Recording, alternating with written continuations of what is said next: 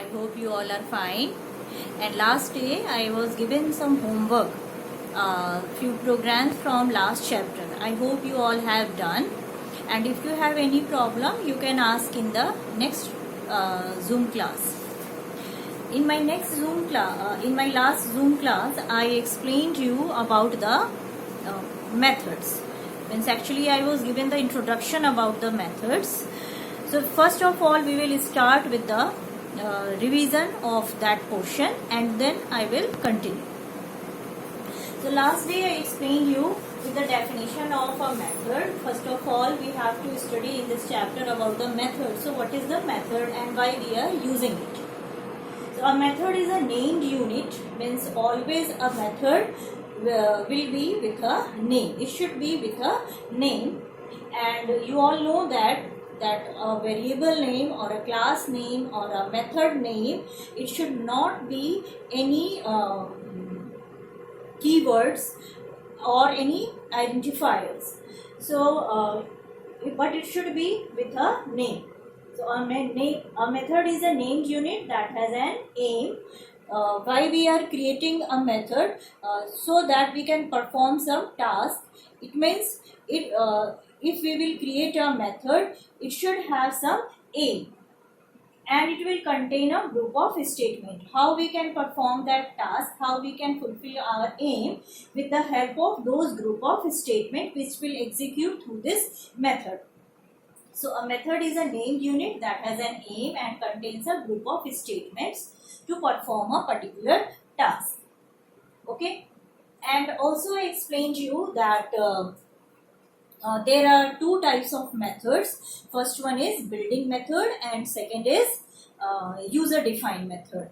What is the building method? That is already this facility, these functions are already given by the Java, and when we will include packages in our program like util package or IO package, like IO package, it will give you the function input output, and util, if you will include the package util in our program, it will provide you the facility to access the function for input, for output, and for use the maths function also. So these building function we can avail when we will include packages in our program. Next one is user defined method. That also I explained you in my last class. What are the user defined method? User defined method are the temporary method that are these are the local methods which we can use in our particular program within the class, and when our program will over, its limit, its area will also be over. But built-in functions we can use in any program, but user-defined method we can use in that program only. Okay. So these are the two types of methods. First one is there are two types of method. First one is built-in method, and second one is user-defined methods. These two are the types of methods. Okay. Next one, what are the uses of methods? What are the uses of methods? So first of all, why we are using the method? I already explained you. If you want to perform a task, so we can create a method, and within that method we can perform that task. Such type of coding we will write within that method.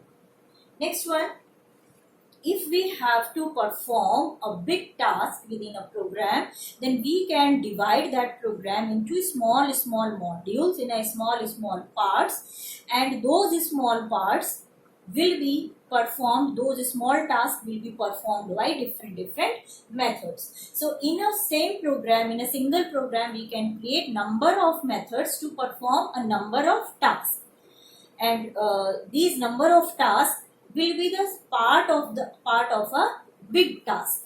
Okay, suppose that this is a big task we have to perform, and we can divide this same part. This is a big task, and we have to divide it into 4 small parts or 10 small parts. So these all can be divided by using different methods. Okay, by using this method, in this way we can perform it. Okay, so in this way we can understand our program, and it will be easy to execute also, when we will divide our big program, big task into small modules, and these small modules will work in the form of different methods. Like in a same program, if you have to perform all the arithmetic operations, so all the arithmetic operations means you have to, in the same program, if you have to perform addition, subtraction, multiplication, division, and also you have to find out the remainder value. So what you will do, in place of writing this big program, you can divide your program into 5 different parts. Okay, and in these 5 different parts, in one method, you can make first method as for the addition function add. Okay, in second method you can make a different function, second function subtraction, and this is the third method multiplication, and fourth method we can use for the division, and fifth method we can create within a program by using remainder value, so remainder. These 4-5 functions we can create in a same program when you have to perform arithmetic operations. Okay, you can divide your program and easily you can understand it.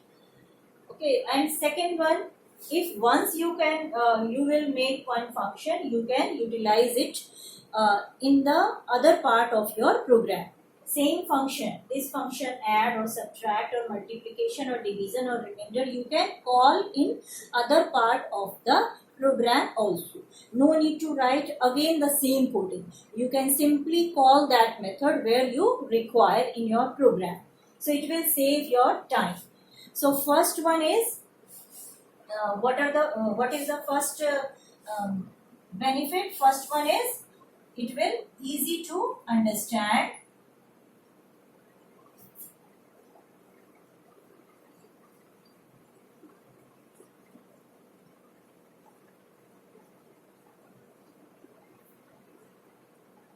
First one is, with the help of methods, it will be easy to understand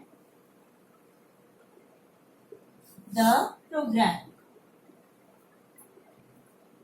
Okay, and second one, code reusability.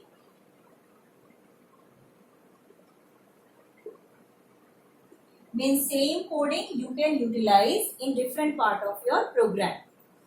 And third one, if we are using the same coding in different part of our program, it will also save the time. It will save the time. And of course, what I told you, it will divide your big task into,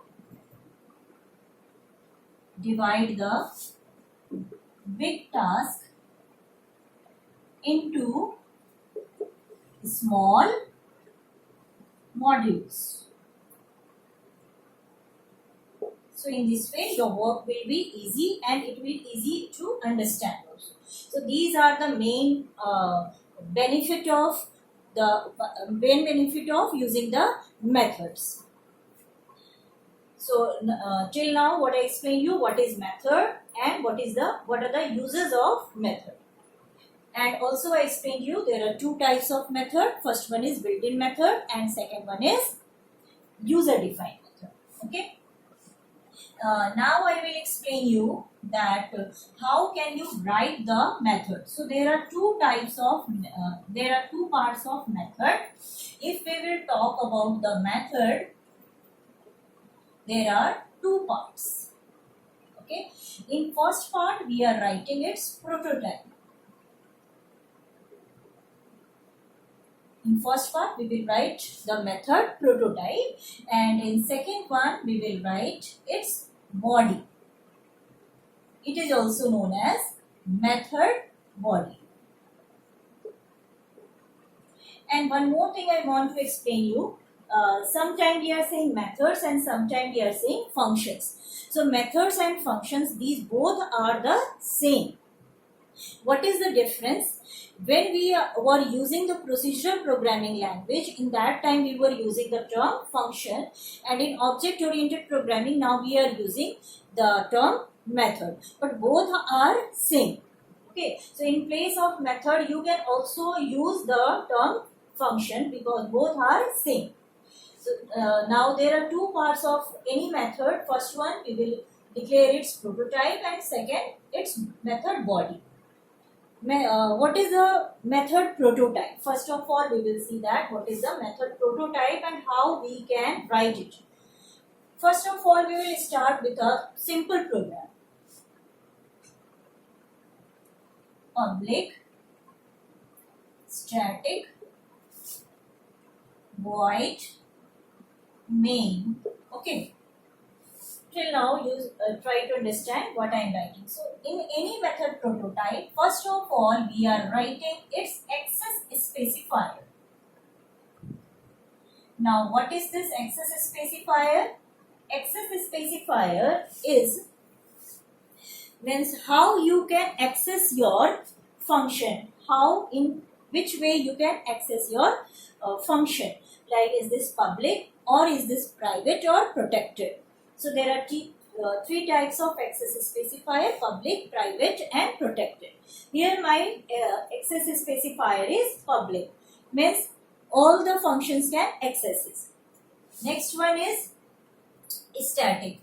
So a function can be static or can be non-static. If it is static, okay, like main is always static. So if it is static, you have to declare here this is static. But non-static we never declare.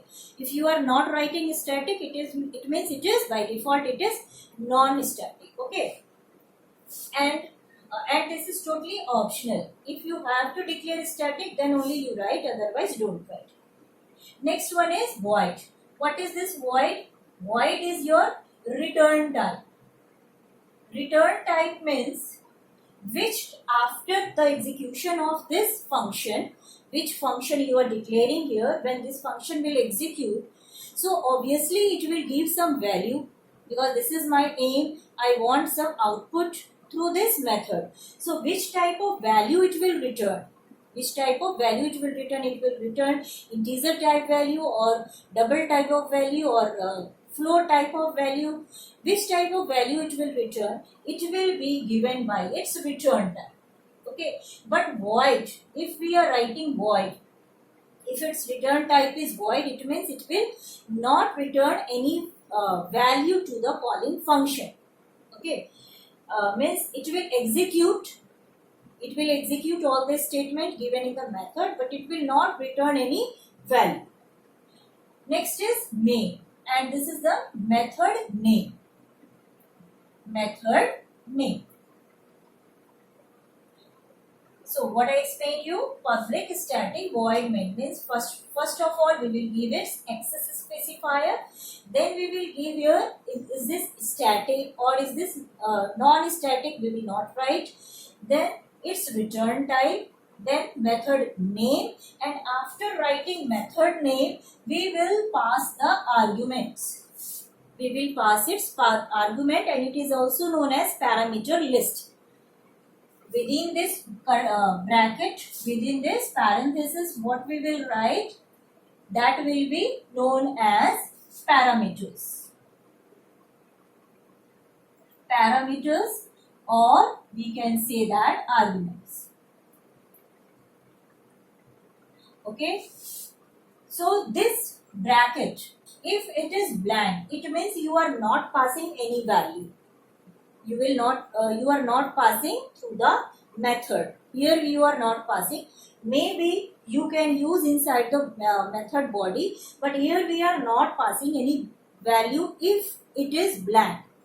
But you can pass here also the value, and which argument you will pass. That can be one parameter, that can be two parameter, or that can be more than two parameters. Okay. For example, it is here empty. So it will be known as empty argument. Here there is no parameter list. So it is known as empty. But you can pass here parameters also. We will see the next example. Here it is blank, means no parameter and no return value. Okay. Next example, public int. Okay. Int, because this is non-static, so I will not write here anything. No need to write non-static. If I am not writing here, it means it is non-static. Int add, and here I am passing two parameters, that is int n1 and int n2. It means this is the function name, this is my method name, or you can say function name. Yes, here my method name is add. In this add method, I am passing here two arguments, two parameters. Both are of integer type. First argument which I will pass, that will store in the variable n1, and second argument which I will pass, that will store in the variable n2. So these two are parameters, and these two parameters are of integer type. And when we will execute the loop body, whatever I want to do, I want to perform addition or subtraction or multiplication or division, whatever you want to perform here, and after the execution it will return the value. This is the return type. It will return the answer in which type? It will return the answer also in integer type. Okay, here all are same. My arguments are also of same data type, and return type is also of same data type. But this is not necessary. I can change it also. For example, these two are, means which type of value I will pass when I will execute this method. Those both value will be of integer type, but I want the answer output in the form of double type. So its return type is here now double. I am passing the value in the integer type. Okay, both values will be integer type, but it will return the answer in double type. Okay, it may be possible one is integer, one is of float.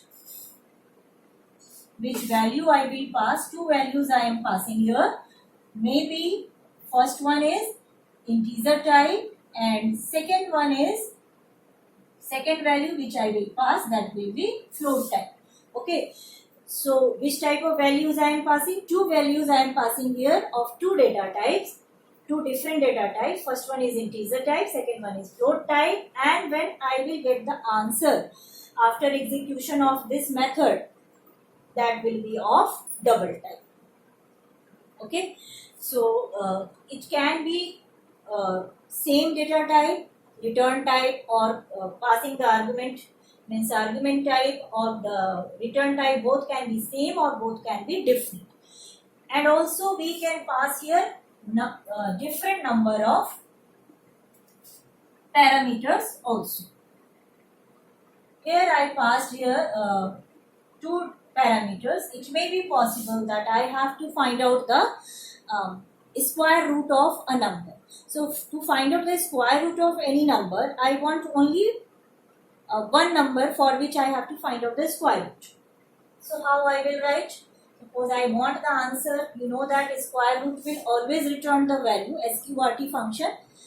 For square root we will use sqrt function, and sqrt function always return the value in double type. So what I will do? My return type is double. Okay, double, and then my function name is num. This is my function name num, and here I will pass one value int int n, means this is the number for which I have to find out the square root.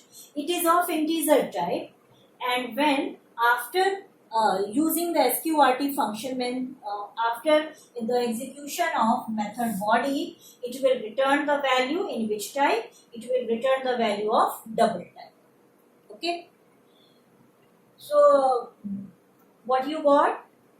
Return type and argument type can be different type or can be of same type, and we can pass single argument, we can pass two arguments, we can pass three arguments, we can pass number of arguments, or it may be possible that we will not pass any value. Both are possible. Okay, and next one is method body. How you can declare the method body? This is the method prototype.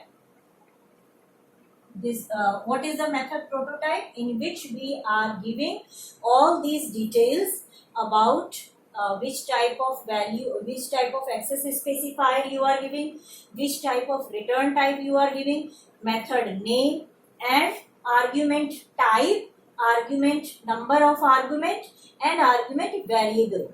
Means this list of parameters, these all will include, these all will combine and they will make the method parameter prototype. Next one, method body. What is method body? Which statement you want to execute here with the help of this method, that is known as method body. My function is add. It means I want to add here two numbers, n1 and n2. n1 is of float, integer type, and n2 is of float type. So what I will write here? I will declare here one variable that is of double type, because I want the answer in double sum. Double sum is equals to n1 plus n2. Simple. Means I want to add two numbers, which first one I will pass with the help of variable n1 and second one I will pass in the variable n2. Okay, and then these two values which are stored in n1 and n2, I want to find out its sum. Okay, and sum is of double type, because sum only I want in the form of my answer, because my return type is double. So that's why I will declare it also as double. Double sum is equals to n1 plus n2. Okay. So this is known as method body. So this method body can be of single line or can be of more than one line also. Okay. So these were, today I explained you only this much. Introduction to method. Today I explained you how many types of methods are there, what is the method, and I also explained you that how can you write the method prototype and how can you write the method body. These were the simple example. Next day we will do call by value and call by reference. Okay. So read these two topics, call by value and call by reference, from your book. In our next class we will discuss those topics also, and if you have any doubt, read the chapter, and if you have any doubt, collect it, write it somewhere, and next day you can ask. Okay. Today I will give you homework. In homework you have to read this chapter properly and read also about the call by value and call by reference. Some more homework I will send you today. Okay. So till that time, have a nice day. Thank you.